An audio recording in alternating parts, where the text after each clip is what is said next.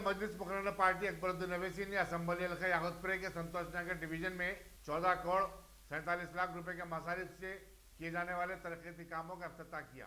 उनके हमरा Majlis assembly Ahmed Pasha Quadri, corporator Mohammed Muzaffaruddin, youth leader Yasser Arafat और दूसरे भी थे।